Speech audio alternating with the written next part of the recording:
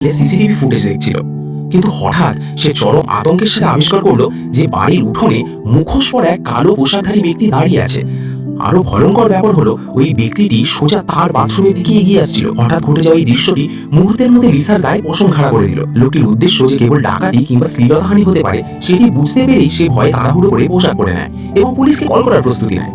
কিন্তু দুর্ভাগ্যবশত চার্জ একদম শেষ হয়ে যাওয়ার কারণে তার মোবাইলটি নিজেই বন্ধ হয়ে যায়। এই পরিস্থিতি দেখে লিসা ভীষণভাবে আতঙ্কিত হয়ে পড়ে, কারণ এই মুহূর্তে পুরো বাড়িতে সে সম্পূর্ণ একা ছিল। উপায়ন্তর না দেখে সে তখন বারান্দায় গিয়ে ফাঁকা আওয়াজ বা মিথ্যা ভয় দেখানোর কৌশল বেছে নেয়। সে চিৎকার করে বলতে থাকে যে সে পুলিশকে ডেকেছে, যাতে কালো পোশাকধারী লোকটি ভয় পেয়ে পালিয়ে যায়। একই সাথে এমন একাকী ও অসহায় পরিস্থিতির কারণে লিসা অনিয়ন্ত্রিতভাবে কাঁপতে শুরু করে, কিন্তু সে জানতো না যে ওই অন্ধকারের আড়ালে থাকা ওই মুখোশধারী ব্যক্তিটি মোটেও ভীত ছিল না। সতর্কবার্তা দেওয়ার পর লিসা দ্রুত ঘরের ভেতরে ফিরে আসে এবং ঘরের দরজা শক্ত করে লক করে দেয়। সব দরজা জানালা ঠিকঠাক বন্ধ করা হয়েছে কিনা তা নিশ্চিত করার পর অবশেষে সে পাওয়ার ব্যাংক বের করে মোবাইলটি চার্জে দেওয়ার সাহস পায়। কিন্তু সে তখনও জানতো না যে সেই কালো পোশাকধারী লোকটি ইতিমধ্যে নিঃশব্দে তার বাড়ির প্রধান দরজার সামনে এসে হাজির হয়ে গেছে। লিসার এই ভিলার কাঁচগুলো ছিল একমুখী আয়না, অর্থাৎ ভেতর থেকে বাইরে সবকিছু দেখা গেল, বাইরে থেকে ভেতরের কিছু দেখা যেত না। ফলে সাময়িকভাবে ওই কালো পোশাকধারী লোকটিও ঘরের ভেতরের পরিস্থিতি বুঝতে পারছিল না। এই মারমুখী ও হিংস্র মুখোশধারী লোকটির মুখোমুখি হয়ে লিসা এতটাই ভয় পেয়ে গিয়েছিল যে সে জোরে শ্বাস নিতেও সাহস পাচ্ছিল না। এটা ভেবে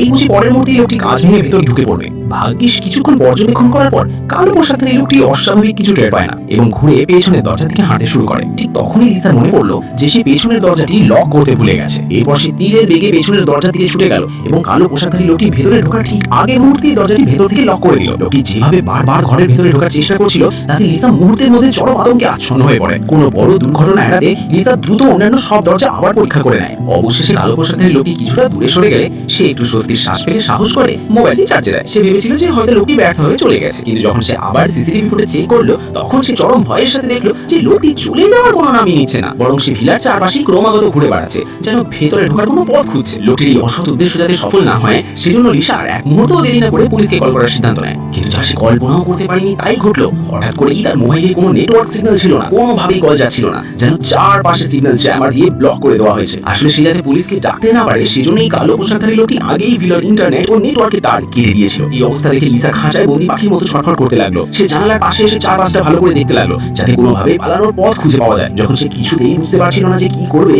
ঠিক তখনই মাথা তুলতেই তার নজর কাটলো সিলিং এ থাকা স্মোক ডিটেক্টর বা ধোঁয়া সংবেদনশীল যন্ত্রটির উপর। এটি দেখার সাথে সাথেই তার মাথায় একটি দুর্দান্ত বুদ্ধি খেলে গেল। যদি কোনোভাবে ভিলার এই স্মোক অ্যালার্মটি বাজিয়ে দেওয়া যায় তবে নিশ্চিতভাবেই ফায়ার সার্ভিস থেকে ছুটে আসবে। এটি ভেবে সে গ্যাসের ভালভ ঘোরাতে শুরু করলো, কিন্তু অনেকক্ষণ ধরে ঘোরানোর পরও কোনো লাভ হলো না। ঠিক তখনই লিসার মনে পড়লো সাধারণত সে বাইরে থেকে খাবার অর্ডার করে খায়, তাই গ্যাসের বিল ইতিমধ্যে প্রায় 8 মাসেরও বেশি বকেয়া হয়ে পড়ে আছে। নিরুপায় হয়ে সে ড্রয়ার থেকে এক কাঠি ডিসলাইট খুঁজে বের করলো। এরপর একটি চেয়ারের উপর দাঁড়িয়ে সিলিং এর স্মোক ডিটেক্টরের দিকে নিশানা করে ডিসলাইট কাঠি জ্বালালো। আগুনের শিখারি কাছাকাছি আসতেই স্মোক ডিটেক্টরটি সফলভাবে সচল হয়ে গেল এবং মুহূর্তের মধ্যেই পুরো ভিলা জুড়ে কান ফাটানো তীব্র সাইরেন ব্যালান্স বেজে উঠলো। লিসা তাড়াহুড়ো করে জানালার পাশে এলো। সে ভেবেছিল অ্যালার্মের আওয়াজ শুনে কালো পোশাকধারী লোকটি হয়তো ভয় পেয়ে পিছু মরবে, কিন্তু অবাক করার মতো বিষয় হলো এতে এই লোকটি বিন্দু মাত্র ঘাবড়ায়নি। দেখা গেল সে প্রথমে তার ব্যাগ থেকে একটি রিমোট কন্ট্রোল বের করলো, তারপর একটি নির্দেশিকা ম্যানুয়াল বের করলো। এরপর রিমোটের বোতামে আলতো করে একটি চাপ দিতেই ভিলার ভেতরের সেই তীব্র অ্যালার্ম মুহূর্তের মধ্যে বন্ধ হয়ে গেল। লিসা স্বপ্নেও কল্পনা করতে পারেনি যে ওই লোকটির প্রস্তুতি এতটা নিখুঁত এবং ভরপুর ছিল। সে কিছু বুঝে ওঠার আগেই বাইরের কালো পোশাকধারী লোকটির দরজা ভেঙে ভেতরে ঢোকার জন্য আঘাত করতে শুরু করলো। একের পর এক দরজায় ধাক্কা আর আঘাতের শব্দ শুনে লিসা ভয় একেবারে জড়সড় হয়ে গেল। ভাগ্য ভালো যে তার বাড়ির প্রধান দরজাটি বেশ মজবুত ছিল।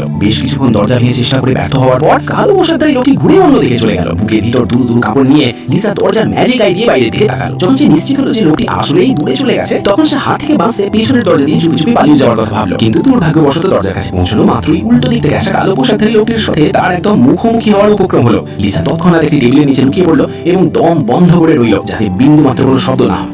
লিসা কিছু বুঝে ওঠার আগেই কালো পোশাকধারী লোকটি জানালার কাঁচ ও দরজার হাতলে আঘাত করতে শুরু করলো। তবে স্বস্তির বিষয় হলো ভিলার কাঁচগুলো বুলেট প্রুফ ছিল, ফলে লোকটি অনেকক্ষণ ধরে আঘাত করার পরও কাঁচের এক চুলও ক্ষতি করতে পারলো না। কিন্তু এত কিছু পরও সে হাল ছাড়লো না। সে ভিলার কোনো দুর্বল অংশ খুঁজে বের করার জন্য চারপাশে আবার ঘুরে দেখতে লাগলো। দ্রুতই তার নজর পড়লো তুলনামূলক দুর্বল সুরক্ষার পড়ার ঘর জানালার উপর। কিন্তু ঠিক যখনই সে জানালার কাঁচ ভাঙার প্রস্তুতি নিচ্ছিল ঠিক তখনই হঠাৎ সদর দরজায় কলিং বেলের আওয়াজ বেজে উঠলো। আসলে লিসা 1 ঘন্টা আগে যে খাবার অর্ডার করেছিল সেই ডেলিভারি বয় খাবার নিয়ে হাজির হয়েছিল। এই শব্দ লিসার মনে মুহূর্তের মধ্যে আশার আলো জ্বালিয়ে দিল। এই শেষ সুযোগটিকে কাজে লাগাতে সে এক ছুটে দোতলার বারান্দায় চলে যায় এবং ইশারা ইঙ্গিতে ডেলিভারি বয়টিকে তার হয়ে পুলিশে কল করার জন্য অনুরোধ করতে লাগলো। কিন্তু দূরত্ব বেশি হওয়ার কারণে ডেলিভারি বয়টি লিসার কথা কিছুই স্পষ্ট শুনতে পারছিল না। ডেলিভারি বয়টি যখন হতস্তম্ভ হয়ে বোঝার চেষ্টা করছিল যে কি ঘটছে, ঠিক তারপরের মুহূর্তেই ঘটে গেল এক নির্মম ট্র্যাজেডি। সেই চতুর কালো পোশাকধারী লোকটি পেছন থেকে এসে আচমকা ডেলিভারি বয়ের উপর হামলা চালালো। নিজের চোখের সামনে সে নিরীহ ছেলেটিকে নির্মম ভাবে মারা যেতে দেখে লিসা আতঙ্কে চিৎকার করে উঠলো। লোকটির এমন নৃশংস ভয়ঙ্কর রূপ দেখার পর সে প্রাণ ভয়ে আবার দ্রুত ভিলার একদম ভিতরে গিয়ে লুকিয়ে পড়লো। কিন্তু এখন এই পরিস্থিতিতে সে আর কোথায় যাবে,